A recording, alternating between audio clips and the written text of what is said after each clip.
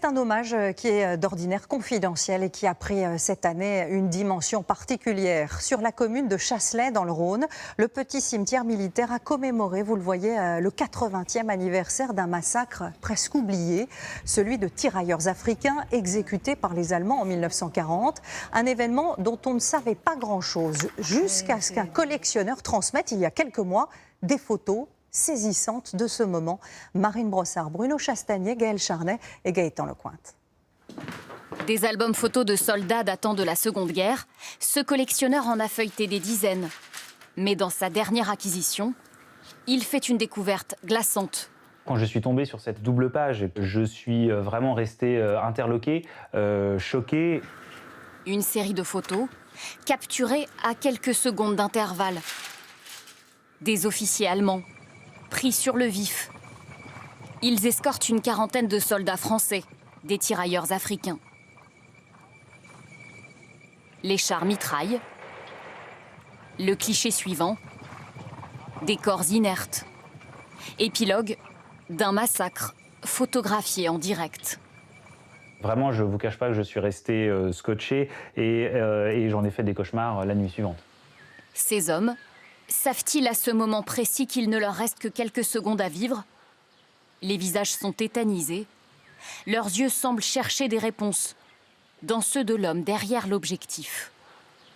Le photographe était certainement au courant de ce qui allait se passer. Et on voit bien, ils sont tous prépositionnés, ils se parlent, ils s'organisent. C'est ce qui en fait un crime de guerre. Les Allemands savaient et ont programmé cette exécution.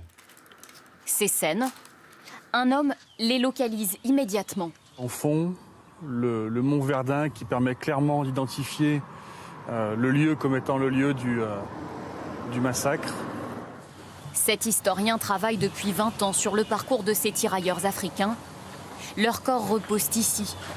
188 tombes, l'un des plus importants massacres de soldats noirs commis pendant la guerre. Les exécutions étaient alors quasi systématiques. Pour beaucoup de militaires allemands, ils n'étaient pas des soldats, pas même des hommes.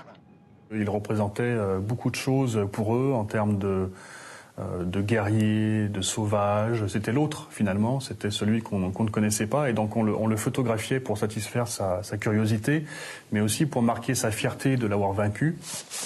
Après la capitulation, ces crimes sont réduits à des péripéties de guerre et ne seront jamais jugés. Ce spécialiste a longtemps cru à la responsabilité des SS. Désormais, il le sait, c'est l'armée régulière allemande qui est coupable. On a une preuve qui est indiscutable, qui va nous permettre d'aller chercher très précisément qui étaient ces hommes, puisqu'on a les marquages des unités, on a les numéros des chars, et l'étape prochaine sera de se rendre dans les archives allemandes pour tenter d'identifier les assassins. Comprendre, reconstituer l'histoire ignorée de ces soldats grâce à cette découverte, une chance inespérée, particulièrement pour le maire du village. Dans son bureau, il conserve précieusement les objets retrouvés sur les corps des soldats. C'est un peu de leur âme. Là, quand on voyait des courriers de cette nature, on se rend compte qu'effectivement, les soldats ont été blessés et ils sont morts. Puisque ce sont certainement des taches de sang sur les courriers. La seule chose que nous pouvons leur accorder maintenant, c'est effectivement de respecter le don de leur vie pour défendre notre territoire.